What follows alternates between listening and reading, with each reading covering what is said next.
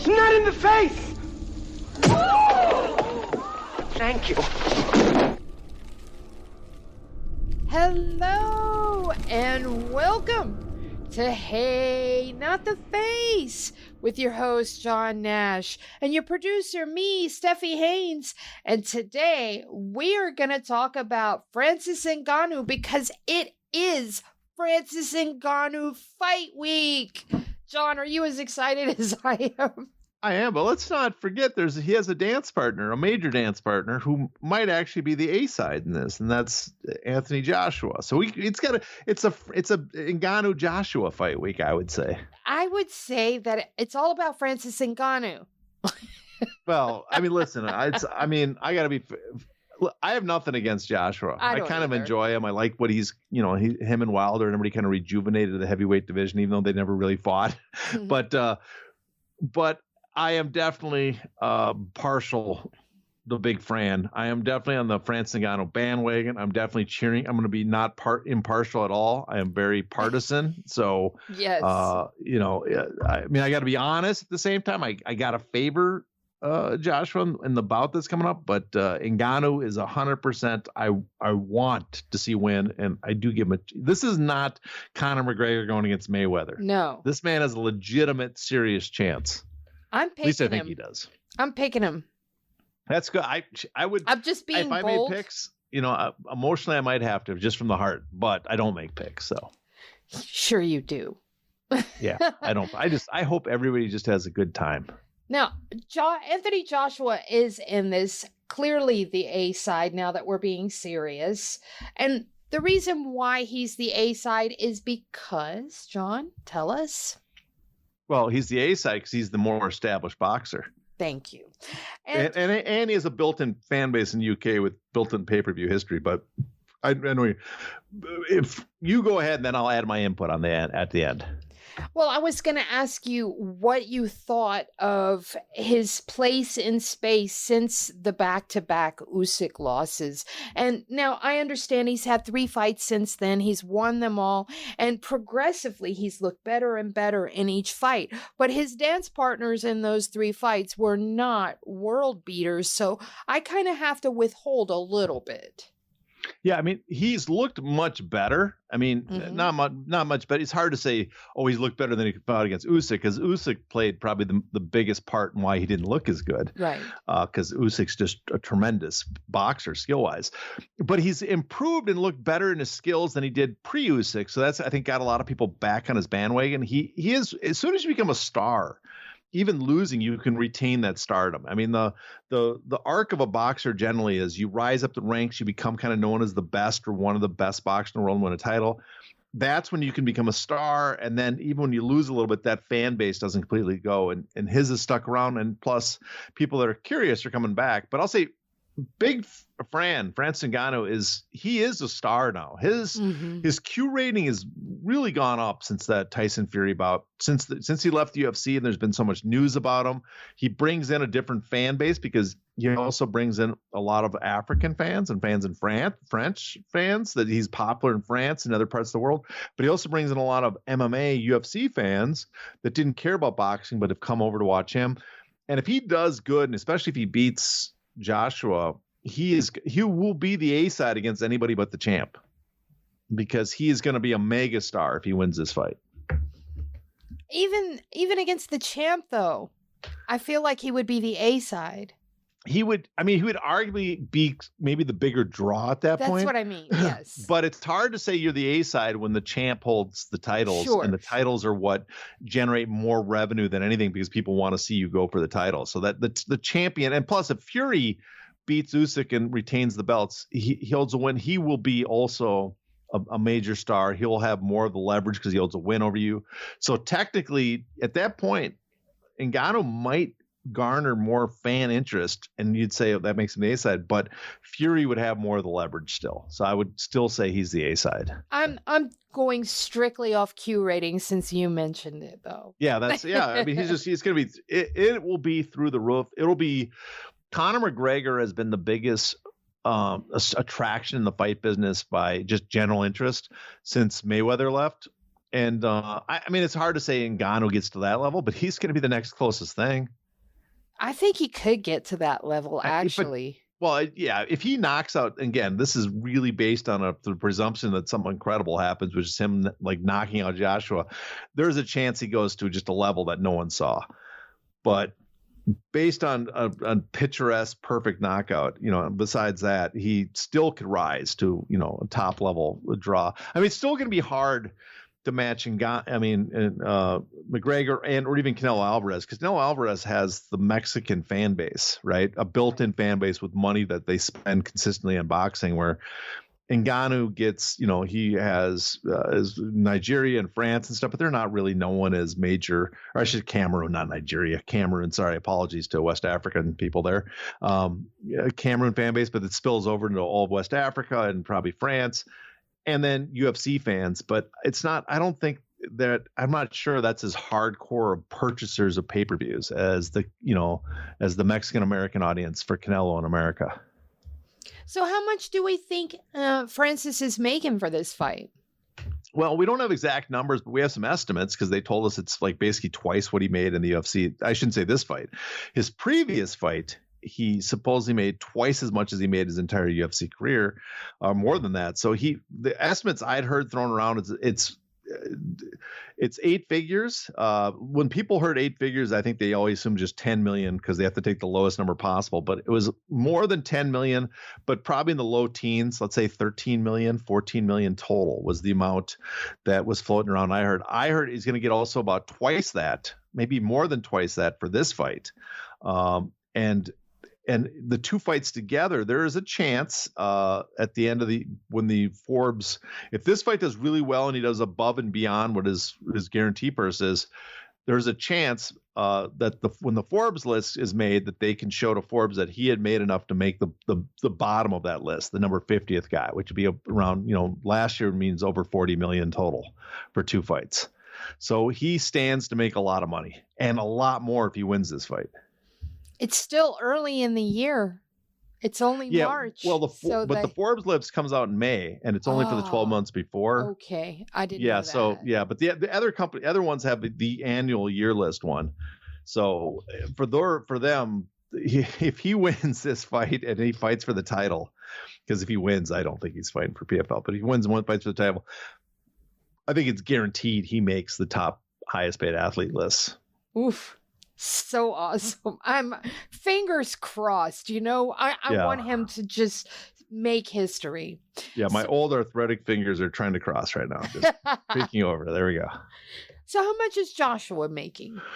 Well, the thing is, we know what Joshua's made in the past, so we can probably take a better educated guess. The reports floating around is he's going to get 50 million for this fight. Now, those are from British sources who I never trust, because you end up checking back and they always end up being wrong, just made up. But that was the number floating around. But the good news is, like I said, we have, because he files his company, Sparta Promotions, with Company House. That's what you do in the UK, business, and the information becomes public. We know what he made on his previous bouts, right? So his last 2. Both against Usyk, actually, way back, but just looking at his last 2 Usyk bouts, we see that for the first bout against Usyk in London, he got paid for the bout 14.7 million pounds. So that's about $18 million for that fight. On top of that, he made another 4.5 million or so, or 5 million in sponsorship pounds. So about $7.5 to $8 million. The next year when they went to Saudi Arabia, when he was not the champion, he was the challenger, he got 28.3 million pounds. So about about $35 million US. Now, Usyk, we know, got the same. So that was a tremendous amount that the Saudi Arabia put up for that fight. And on top of that, his sponsorship went from like 5.5 million, like we said, up to 13 or 14 million in pounds. And a big part of that is non-UK sponsorship. And you look at that and it's pretty obvious. That seems to be Middle Eastern sponsorship. Mm-hmm. So really that might've been money that went to him for the bout. Should really be more described better as bout money, sponsorship for the event itself, because it probably came from Saudi Arabia. So if you look at those numbers and you look at what Ngannou is supposed to make, it seems very likely that he's probably going to make around 40 million for this fight, let's say, maybe more. Wow. And again, if he wins, his pay is also going to go through the roof for the next one. For sure. Absolutely. So what is PFL going to be watching out for with this match? Because they've got to be shitting bricks right now. Well, it's weird because on one hand, this is one of the best outcomes they could have, because they had signed Ngannou, and now this fighter that they signed to the PFL and advertised as a PFL fighter and shows up at their events, he is becoming one of the biggest combat sports stars. The better he does in boxing, the bigger sports star he has. So on one hand, they got to be cheering, go, man, if he wins, we can just really advertise we have the number one combat sports guy, right? But also they got to be cheering like we don't want him to win, because there's a chance he never comes and fights for the PFL. They never get to take advantage of it. And in many ways, they have a discount now, where they offered him a massive contract for MMA standards that's way more than most people think you should pay for MMA fighters. Now you are getting, if he wins and continues this rise, you are getting one of the biggest combat sports stars for a major discount. And so I guess on one hand, they don't want him to lose, but on the other hand, they know if he wins, why would he come back to MMA when it's going to pay him, when it's going to risk his potential fight in boxing in the future and pay him a fraction, no matter how much it is, of what he could make right now in a major boxing event. Man, let's talk about this Harvard case study, because that all comes into play here. So what does that say about Ngannou's PFL contract? Well, that's interesting. There was a Harvard case study that came out, and hasn't, we should note, because we are extrajudicious and we have great sources, we were able to get a copy of this before it's been published. So I will not share all the details, because that'd be stealing from the author, but we will share some of the details because they're so damn interesting. So what that has is a lot of details about Francis Ngannou, about his negotiations with the UFC and going to PFL. And one thing I thought interesting, I should point out too, is at the time, Markel Martin and another figure with them that works with Ngannou, their thinking was if he can get into boxing at the time that they're signing PFL, his future potential value, lifetime value for the next 3 to 5 years would be about $100 million in earnings that Ngannou could make. That's what they're shooting for. I think if he wins this fight, he's going to double that at least. So that was one interesting thing, is the amount of money they thought was potentially on the table overall between the MMA deal and the boxing deal. But what this case study showed, and most of it probably comes from Ngannou himself, it seems like, is our reporting earlier that we did about the contract seems to be pretty accurate, at least very close to what the details are. There's a few details we missed, and we'll get into the terms, but for the amount he's getting paid, he is getting a high 7-figure guarantee, right? Mm-hmm. He gets a pay-per-view. When he sells pay-per-views, it crosses a couple 100,000, I guess. They don't give an exact amount, but something around there. He starts getting low double digits per buy. So that's at least $10 per buy, maybe more. They don't give a range. He also gets a 7-figure one-time signing bonus. He gets his own sponsorship in the cage. He gets a bonus of 7 figures plus based on how much the ticket sales do. So he will make a lot of money for an MMA fighter in a PFL bout. The problem is he won't make as much as he does in boxing right now, because boxing, just the way it's set up, and he has opponents there, he can make a lot more. Now, if he had an opponent in MMA, if he had an opponent that could sell hundreds of thousands, maybe 7, 8, 900,000 pay-per-views or $1 million, he could do just as well in MMA, or close to as he does in boxing, but he doesn't have that right now. And I don't think the problem is going to be that. What is also interesting, and we should probably talk about, is what the terms of the contract are.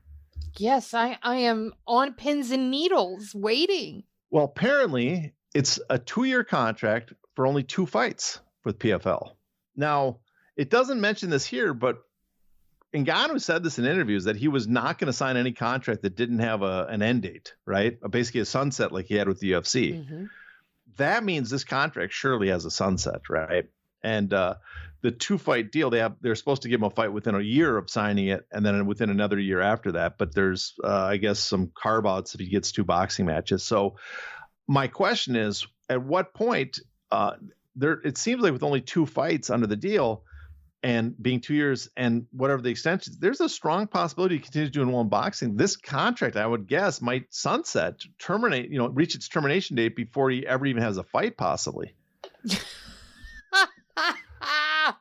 I love that. Okay.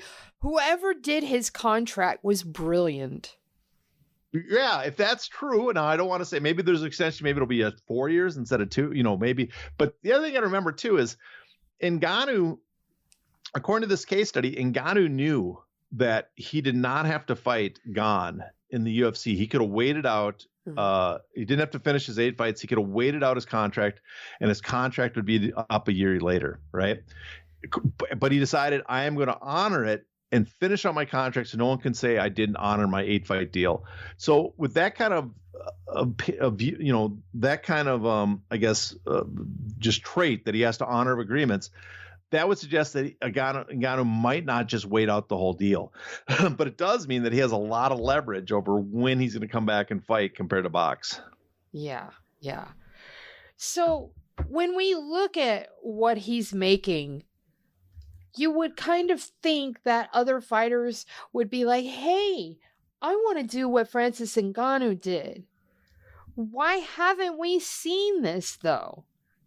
You really would think that there'd be other fighters doing that. You look at, now I understand very few fighters can do the boxing route, right? Everybody says, oh, you should go box, but it's only a handful of fighters can make money in boxing, unless during that brief time when people were interested in Jake Paul beating up an MMA. See if an MMA fighter could knock out Jake Paul. That was an opening for basically anybody.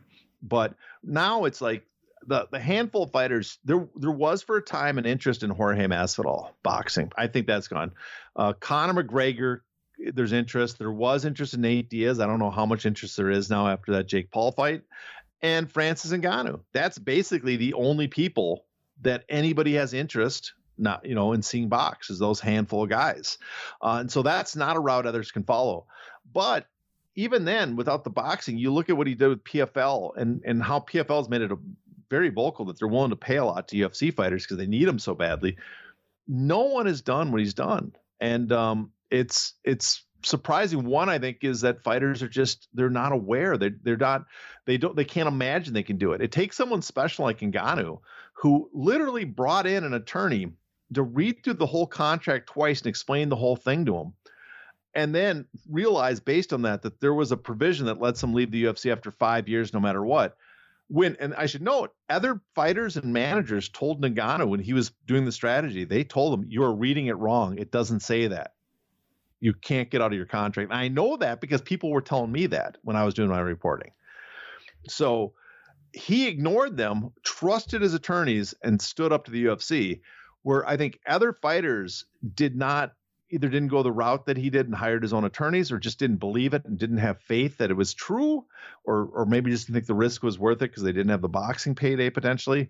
But those fighters ended up re-signing with the UFC and signing agreements that got rid of the provision or made it the contracts are so long they will not be facing a 5-year sunset again coming up. So that's my guess of why. But it is remarkable. The other thing too, possibly, is he didn't grow up as a UFC MMA fan. He grew up as a boxing fan. Yes. And I think a lot of fighters, because they're so into UFC and MMA, that they're just used to this is the way the sport works. The UFC is the only entity and there's no other where to go. You got to prove yourself in the UFC and this is all I want to do. And so they become laser focused on achieving success in the UFC, where Ngannou was like, this is just one of many promotions. Yeah. And that's a rare thing in MMA. And so because he had that insight, and also because he's apparently superhuman, because the guy accomplishes anything he tries, it's amazing. He did it where everybody else failed to do it. And the other thing is no one can do it. Now, that brings me to my last question. You said now no one can do it. Why? Well, because people that listen to the show, I'm sure they've heard us discuss in the past how the sunset provision that Ngannou used to get out of his contract. And I should point out, a lot of people at the time said he didn't use the sunset. It's because he finished his contract and he just had to wait out a year because of a championship clause. The contract doesn't work that way. The champions clause adds 3 fights or 1 year, whatever is shorter, but it also it's under all the same other rules. So if you turn down fights, it keeps extending 6 months. So that's not what let his contract end. What let his contract end is he had a 5-year sunset. And as we reported earlier, that 5-year sunset period, those changes to the contract that made him much less coercive and restrictive, were put in 2017, obviously as a response to the antitrust lawsuit. It put a split in the antitrust lawsuit, and now we have a whole nother suit. And because of what they did that, because there's a whole nother class, the injunctive relief is no longer on the table for the lawsuit. So that's why Francis Ngannou could do what he did. But since then, now, over the last few years, they've done a few things to change the contracts so they don't have to face another Francis Ngannou. And one of the things they did is first of all, they introduced a class action waiver. And that way, if you sign it, you can't take part in class action. So if you can't take in a class action, now they no longer have to worry about their contracts being too restrictive because you can't sue them for it. So now they went back to very restrictive contracts. And so you have with you, I think, too, a couple terms from a contracts with you. So we'll go through a couple of them now, point out the changes that happened so people can be aware of the difference. But the Ngannou era, one of the first things it has is that of the terms of it, you have all the terms say the same thing. Like you have to, fight a certain number of you have to fight 4 fights in 24 months or whatever, right? Well, and then they say if you fail to take an opponent or get injured, they get extended 6 months. If you win the title, you become the champion for you get another 3 fights added to your deal, right? The champion clause. But in the Ngannou end, they had a couple different provisions in the Ngannou era one, I'll call it. I'll say it's the Ngannou era. And that is, okay, every time you turn down a fight they offer you, right, they extend the contract 6 months. But during the period that Ngannou signed his contract, they can only add that extensions 3 times. In other words, 18 months they can do it. So they got rid of that in the new contract. Now they can add as many extensions as they want up to that 5-year maximum. Right. That's one change. So in the past, a fighter could keep turning down fights if he didn't want one. Think Nate Diaz getting offered Chimaev again and again. Mm-hmm. After 18 months, you can't keep offering that. Any fight that I turn down no longer extends my contract. So that's one thing. The other thing they did is the big one is they changed the terms of what we call the sunset provision. And so I'm going to read that for you. I'll read the original one first. Okay. And then I'll read the new one. So let me just find that because I got pages everywhere. Okay. So the other one is pretty simple. It says, notwithstanding the foregoing, the agreement will not be extended pursuant to this section 4 beyond the date, which is 5 years after the effective date of this agreement. So all that means is, okay, notwithstanding the foregoing, in other words, the foregoing is the earlier portions of the contract where it says you can extend it for turning down fights or being injured and all that stuff. Well, none of that applies. We can ignore that now because after you reach 5 years, the contract ends no matter what, based on the date that you signed the contract, right? Mm-hmm. Now, the new agreement, which is magnificent here, let me close that one so I can get this one. The new terms. So first off is, as I mentioned, they got rid of if you turn down about a declination, reach about an election, if you turn on a declaration, the UFC can add 6 months or how long it takes to find a new fighter, right? There's nothing about 18 months maximum. Okay.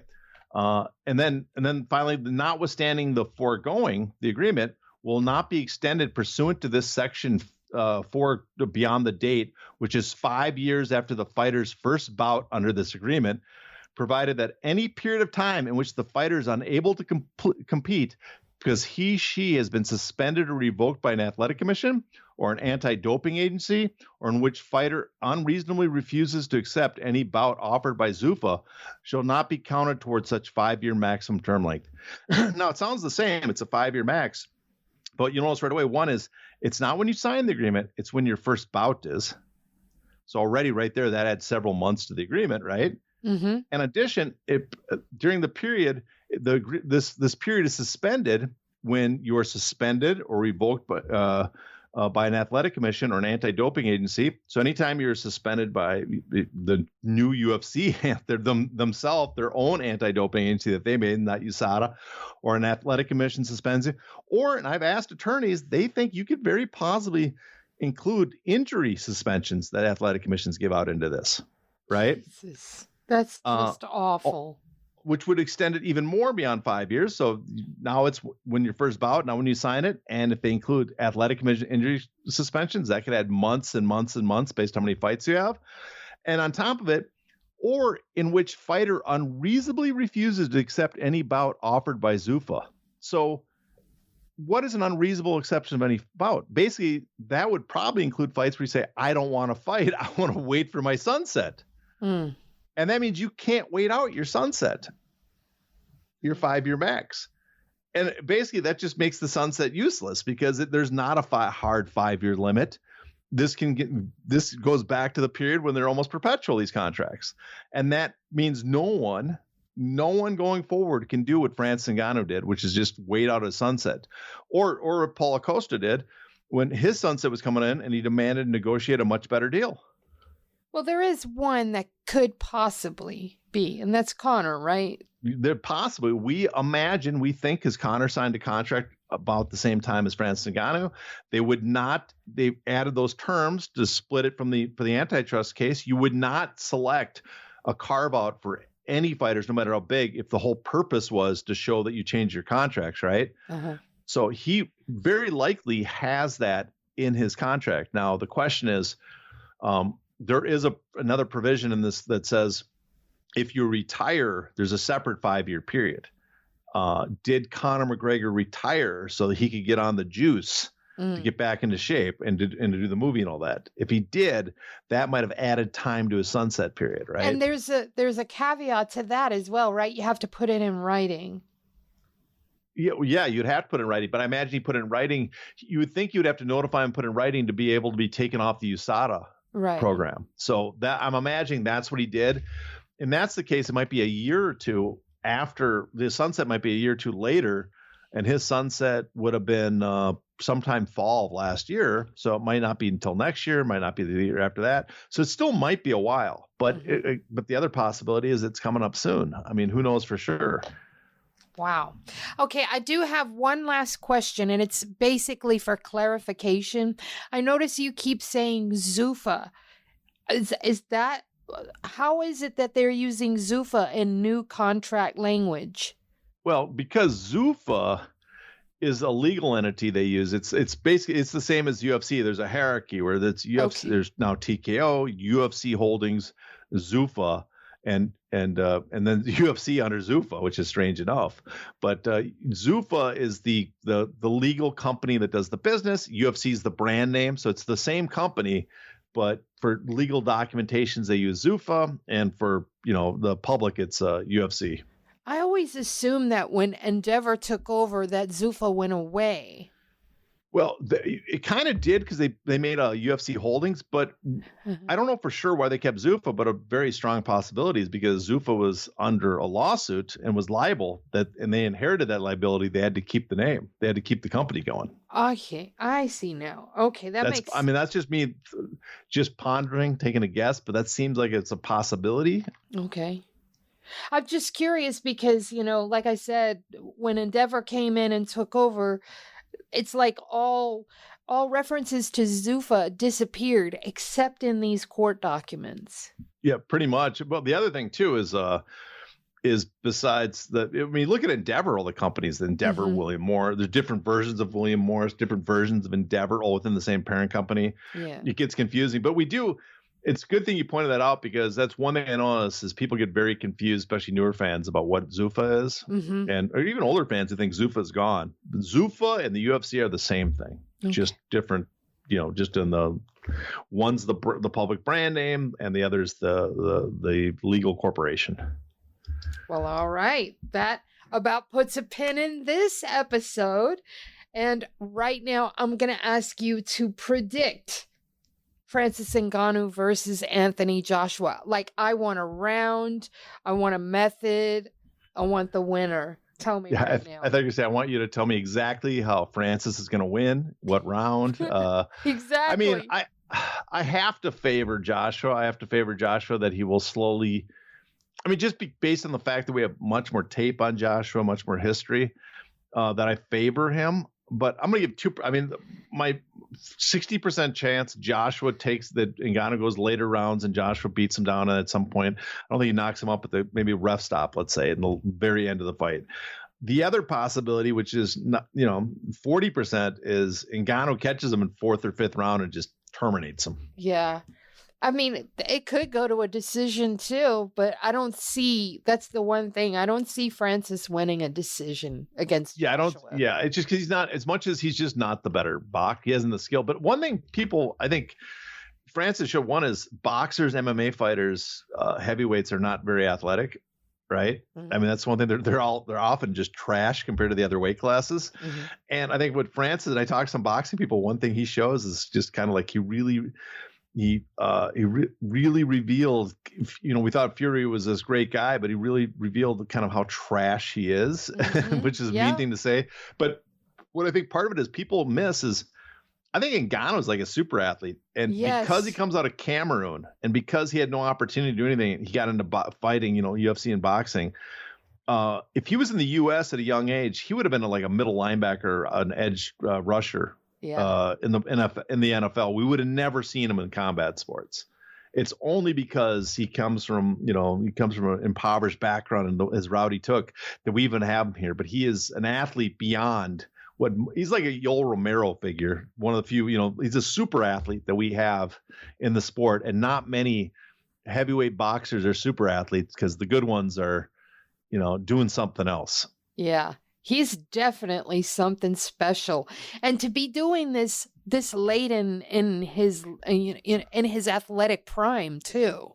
And I'll make this note too, and this comes from other people who have nothing to do with his camp, nothing to do with his PFL. According to them, is like he is one of the most on the ball fighters about the business and talking to people. Like he really understands things way other fighters don't. Uh-huh. And he'll ask questions about who gets that money and stuff like that. That is, a good example is what he did with his career when everybody, put him down. But he apparently is much, much more savvy in a negotiation than people would assume.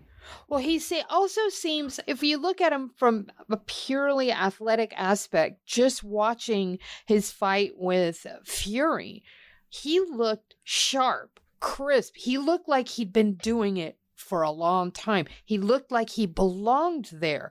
Also, his cardio held up very, very well. I was so surprised. And here's the biggest tell. Did you notice that Tyson Fury was not in the best shape, but after he tasted that power, what happened? He went and got in tremendous shape for the Usyk fight. Unfortunately, he got the cut, but man, looking at the body transformation going from Ngannou to Usyk it was stark. So I feel like he deserves his flowers athletically for sure. Oh yeah. I mean, we just don't want to go on all the different boxing. I'll say this too: all the big paydays, unless Ngannou gets the title on the line, the one guy I think I would stay away from him is Usyk. Yeah, I think I would too. It's just because the Usyk has so much experience and has so much skill that it's like, can you overcome that in the short duration they've been focused on boxing, even if you're an amazing athlete? I would find that hard. I think his chances are much better against the other big guys that are not the athlete he is. Yeah, and Usyk is hyper durable too. Like he could take a big punch. Yeah, I mean, the question, we'll see. I guess it depends too what happens with Fury, because if he just gets demolished by Fury, we're going to eat and crow and we're going to go, well, I was wrong about Usyk.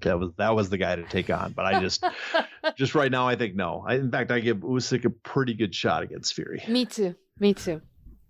All right, so that's going to bring us to a close. Follow this guy on Twitter. He is at Hey Not The Face. His messages are open. You can also get him on Gmail, heynottheface@gmail.com. You can catch me in my messages as well if you have questions, comments, suggestions, what have you. I'm Crooklyn MMA on Twitter, Crooklyn949@gmail.com. From here, y'all know the drill. Until next time, please stay safe. Ow! Ow! Not the face! Ooh! Ooh! Okay, the face!